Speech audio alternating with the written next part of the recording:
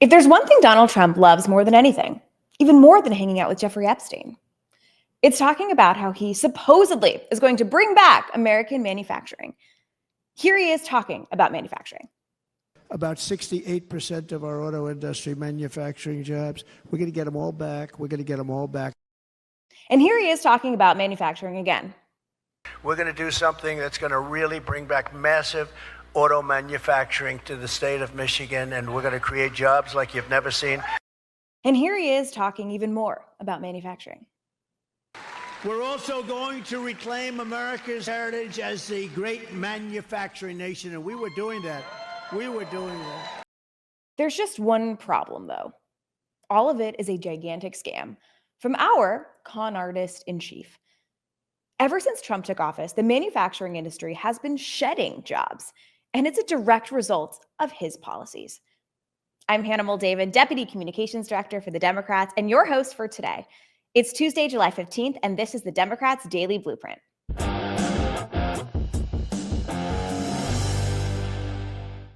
Later today, Trump is going to Pittsburgh to participate in a summit geared around energy and AI. And tomorrow, J.D. Vance is scheduled to tour a Pennsylvania manufacturing plant to highlight the recently passed Republican budget bill. They'll try to spin it the best they can, but this administration has been a disaster for the men and women who go to work building quality American products. Last month alone, domestic manufacturers shed 7,000 jobs, the second straight month of decline, in large part as a result of Trump's chaotic trade policy. And in the very region that Vance is going to visit, manufacturing activity remains weak. And that's according to a survey of those manufacturing firms themselves. And despite campaigning on a promise to undo President Biden's CHIPS Act, that was the critical legislation that invested billions to reshore manufacturing back to the United States, Trump has started to take credit for the very projects that he once attacked. Funny how that works. It's a massive bait and switch. Step one, claim you have a great plan by talking about manufacturing every chance you get. Trump has done that. Step two, launch a reckless trade war that tanks the economy and kills good-paying American jobs. And step three, scramble to cover your own tracks by taking credit for someone else's work. Wash, rinse, repeat. There is even a White House website where you can read all about how the so-called Trump effect is actually more like the Biden effect. In the words of former Texas Governor Rick Perry, oops. Here's one thing that Trump should be taking credit for: inflation. Today's inflation report shows that prices for key everyday essentials are rising across the board, thanks to Trump's reckless economic agenda, putting billionaires ahead of working people. Inflation accelerated in June by the most for any month since January, as prices for gas, electricity, household appliances, and clothing all increased at an elevated rate. But despite all of this lying and gaslighting, Trump is also saying the quiet part out loud here.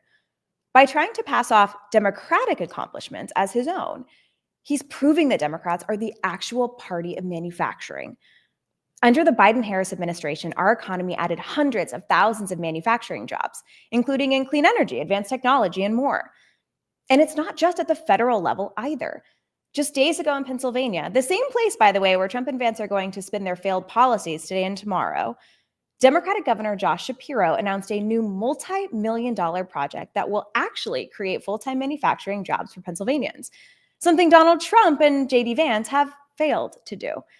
Here's Governor Shapiro talking about his commitment to fighting for the Keystone State's manufacturing industry.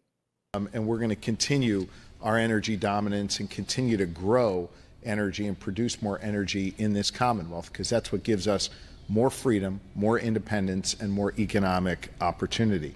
I want our children to not only read about that rich legacy of energy production in the history books, I want them to see energy as part of their future in this region.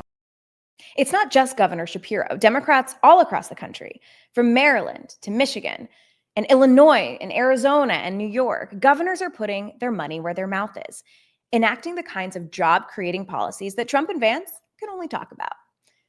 And when Trump's hack and slash approach to the federal government threatens to do lasting damage to communities, it's Democrats who are mobilizing public pressure, forcing Republicans to walk it all back.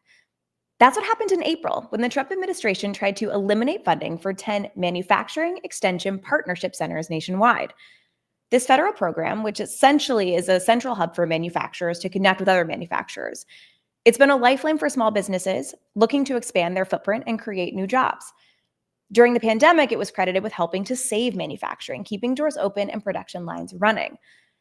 But when the Trump administration tried to cut the program, it was Democrats in Congress, led by Congresswoman Sarah McBride from Delaware, that sprang into action.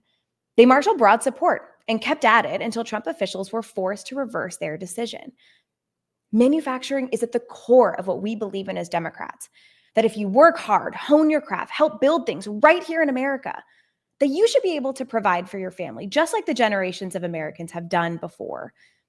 Donald Trump and Republicans love using working class Americans for political gain.